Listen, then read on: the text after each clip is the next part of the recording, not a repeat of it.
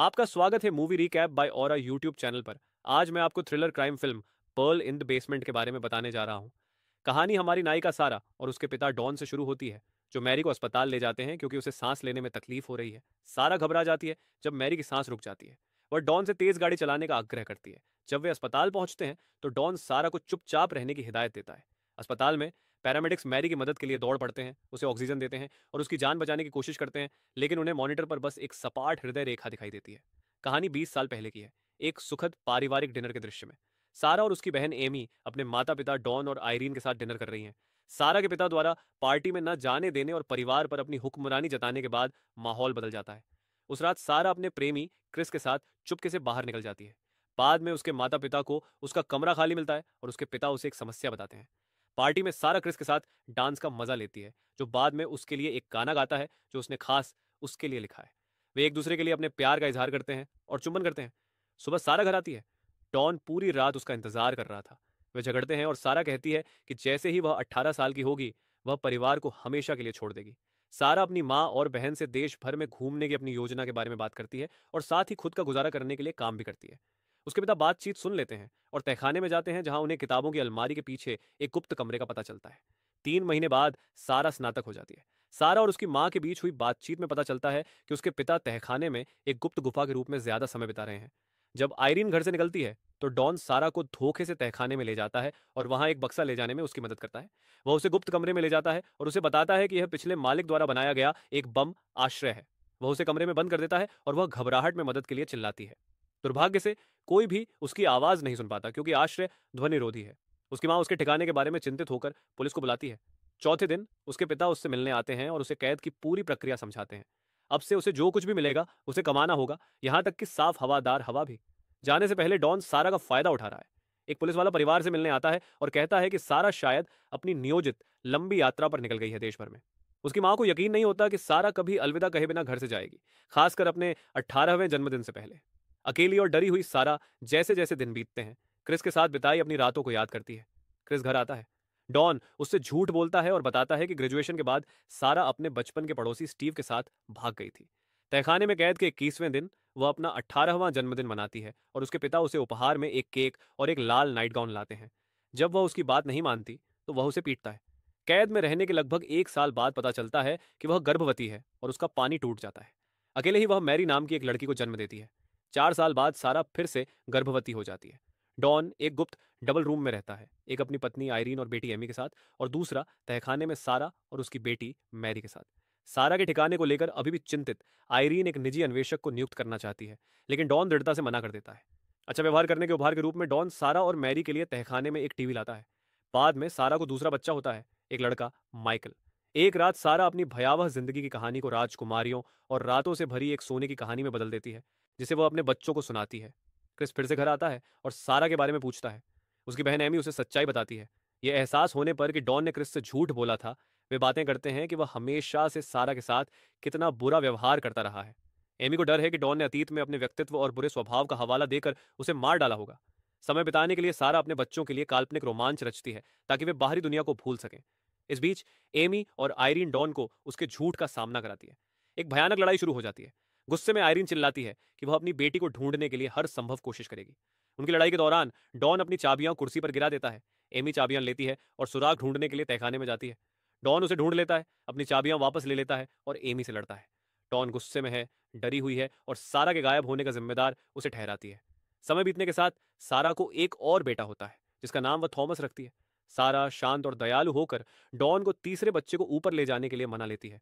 वह उसे यह समझाकर मना लेती है कि तहखाने में एक और बच्चे के लिए जगह नहीं है और उसके पास उसकी देखभाल करने का समय नहीं है। बच्चा घर के बरामदे में छोड़ दिया जाता है ताकि उसे आयरीन ढूंढ सके। बेबी बास्केट में सारा द्वारा लिखे गए एक भावुक नोट में वह लिखती है कि यह उसका बच्चा है और वह चाहती है कि आयरीन इसका पालन पोषण करे। पत्र में वो बताती है कि उसके और उसके प्रेमी के पास बच्चे की देखभाल करने के लिए पर्याप्त साधन नहीं है। टोकरी में सारा का एक और नोट भी है, जिसमें उसने मदद की गुहार लगाई है। दुर्भाग्य से डॉन को यह मिल जाता है और वह उस पर फिर से हमला करता है। साल बीतते जाते हैं। कैद में बच्चों में एक असाधारण कल्पना विकसित होती है, जो उनकी माँ की सोने की कहानी को और विस्तृत करती है। अब तक सारा 14 साल से तहखाने में बंद है। मैरी एक खूबसूरत जवान लड़की बन गई है, जो एक रात मेकअप ट्राई करती है। जब डॉन उसकी खूबसूरती में दिलचस्पी दिखाता है तो सारा डॉन से अपनी बेटी को अकेला छोड़ देने की विनती करती है। वह नहीं चाहती कि उस पर कोई हमला हो। बदले में डॉन उस शक्ति को बंद कर देता है जो स्वच्छ हवा को नियंत्रित करती है। हवा के लिए तरसते हुए मैरी अपनी चिंता व्यक्त करती है कि वह कभी किसी से नहीं मिलेगी और उसका कोई दोस्त नहीं है।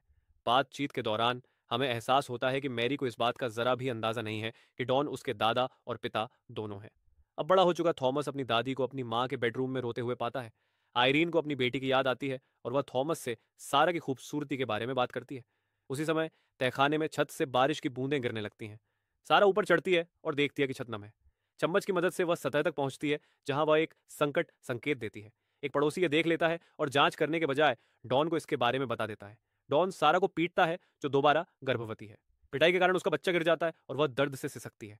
सारा का बच्चा मृत पैदा होता है और डॉन बच्चे को आंगन में दफना देता है। बेसमेंट में जाता है और शिकायत करता है। वह थॉमस की भी तारीफ करता है जो अब एक मजबूत एथलीट है। जब मैरी और माइकल पूछते हैं कि उन्हें बाहरी दुनिया में कब जाने दिया जाएगा तो डॉन सारा और उसके बुरे व्यवहार को दोषी ठहराता है। वही वजह है कि वे वहां फंसे हुए हैं। अपने बच्चों के जीवन के बारे में अंतहीन सवालों से दबाव में सारा गुस्से में चिल्लाती है और उनका सारा फर्नीचर तोड़ देती है। थककर वह जमीन पर गिर पड़ती है और क्रिस के साथ बिताए अपने सबसे सुखद पलों को याद करती है। उसके बच्चे उस पर एक कंबल डालते हैं और अपना घर साफ करते हैं।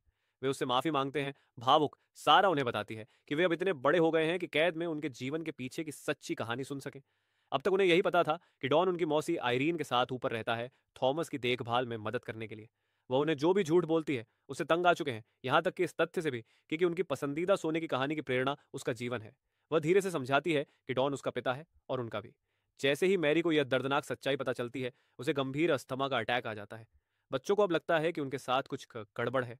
सारा उन्हें आश्वस्त करती है, उन्हें बताती है कि वह उनसे प्यार करती है और इसके लिए सिर्फ डॉन ही जिम्मेदार है। एक साल बाद डॉन और माइकल के बीच एक और घटना घटती है जब डॉन सारा और उसके रूप रंग का अपमान करता है। तहखाने के खाने का राशन दिया जा रहा है क्योंकि डॉन को काम में दिक्कत आ रही है। जल्द ही उसकी नौकरी चली जाती है। जब्ती का सामना करते हुए डॉन तहखाने में परिवार का दम घोंटने की कोशिश करता है। वह कार के धुएं को एयर वेंट से जोड़ता है। गैराज में थॉमस उसे रोकता है जो अनजाने में उनकी जान बचा लेता है। डॉन और उसका परिवार आंगन में मजेदार बारबेक्यू का आनंद ले रहे होते हैं। मैरी बीमार होती है और सांस लेने में तकलीफ महसूस करती है। अस्पताल ले जाने से इनकार कर देता है। सारा उससे मदद की भीख मांगती है। वह वादा करती है कि वह किसी भी चीज के बारे में कुछ नहीं कहेगी। डॉन मान जाता है। मिशेल पीछे छूट जाती है। 20 साल की कैद बीत चुकी है और अब हम फिल्म की शुरुआत में हैं जब मैरीज को अस्पताल ले जाया जा रहा है। सारा मैरीज की जिंदगी को लेकर बेहद चिंतित है और जब डॉक्टर उसकी जान बचा लेते हैं तो उसे बहुत राहत मिलती है तो उसे बताया जाता है कि मैरी घर पर ही पढ़ाई करती है और उसका इलाज सिर्फ प्राकृतिक नुस्खों से ही हुआ है। ढूंढती है लेकिन वह थकी हुई और खोई हुई लग रही है। भागने की कोशिश में सारा मेडिकल फॉर्म पर पानी गिरा देती है और डॉन से अलग हो जाती है। डॉन के उसके पास पहुंचने से कुछ सेकंड पहले सारा नर्स के पास पहुंचती है और कबूल करती है कि उसे मदद की जरूरत है। एक पुलिस अधिकारी डॉन से बात करने जाता है।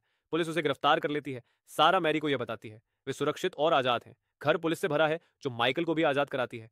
आयरीन और थॉमस तब टूट जाते हैं जब वे माइकल को बेसमेंट से बाहर निकालते समय सांस लेने के लिए हांफते हुए देखते हैं। डॉन पुलिस की गाड़ी के पीछे से सब कुछ देखता है। बाद में एक खूबसूरत गर्मी के दिन मैरी, थॉमस और माइकल देहात में खेल रहे होते हैं जबकि सारा, आयरीन और एमी घर के बरामदे से उन पर नजर रख रही होती है। मैरी देखती है कि ड्राइवर से कोई आ रहा है। वह क्रिस है। वह अपनी मोटरसाइकिल पर आता है। सारा के साथ वे घूमने निकल पड़ते हैं। उसे सारा को ढूंढने की ज्यादा कोशिश न करने और उसके पिता की बेतुकी कहानी पर यकीन न करने का अफसोस होता है। वह उसे एक तोहफा देता है, एक गुलाबी मोटरसाइकिल हेलमेट जो उसने उसके लिए 18 साल की उम्र में खरीदा था जब वे एक यात्रा पर निकलने की योजना बना रहे थे। आखिरकार खुश होकर वे साथ साथ अपनी यात्रा पर निकल पड़ते हैं।